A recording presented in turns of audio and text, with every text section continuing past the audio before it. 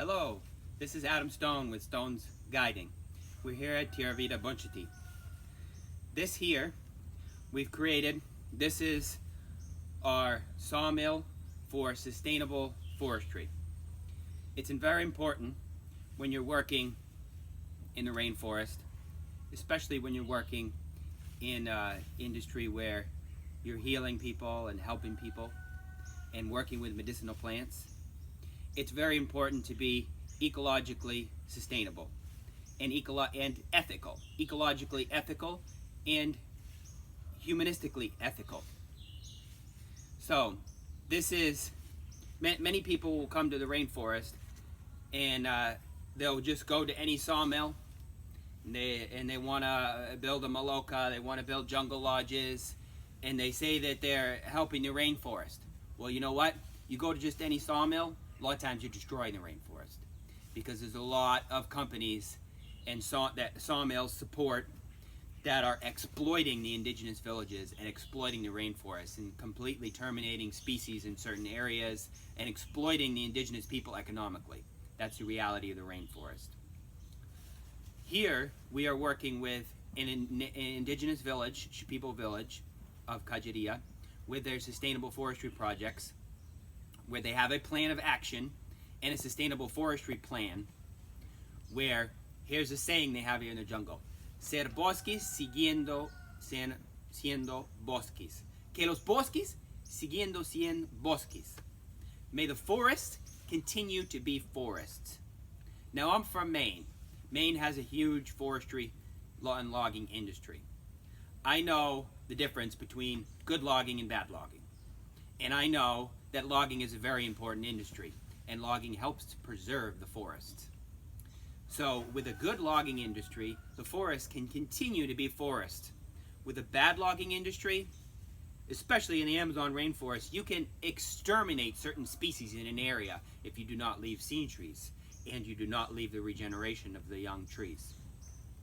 So here at Tierra Vida Bunchiti, we understand and have the knowledge of how and the desire to be ecologically ethical and to be socially ethical, and we have the knowledge and skills and the ability to do it.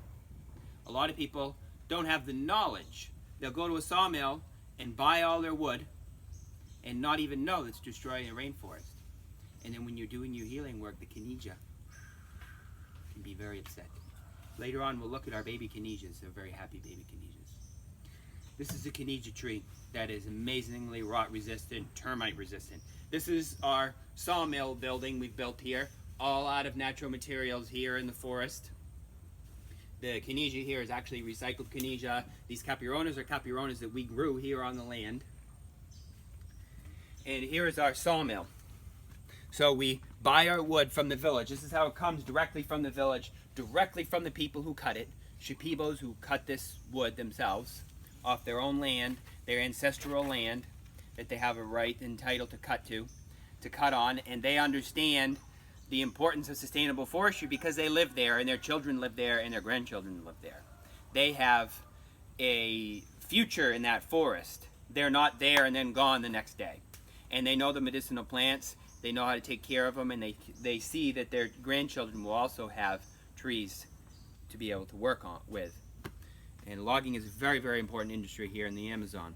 And it can be a very ecological industry if done in a ecologically ethical, and socially ethical. This is our sawmill here. It runs on a good old diesel motor. Very simple, but with this we can make all the wood that we need here at Tierra Vida Bunchiti directly from wood that we've sourced in sustainably managed areas.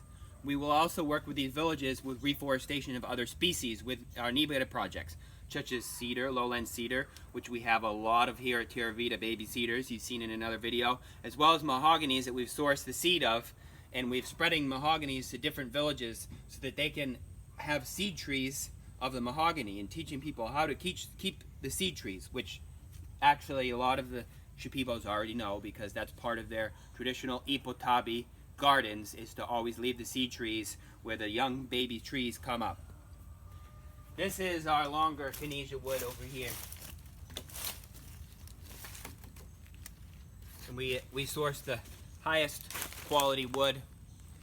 And right here next to our cacao tree, you can see the little baby cacao flowers that are falling. Right now the cacao is in flowering. So this is also a very important part of our permaculture. Why? This sawdust that comes out of this machine will be used also for many ways. In one way, the sawdust is an ant repellent.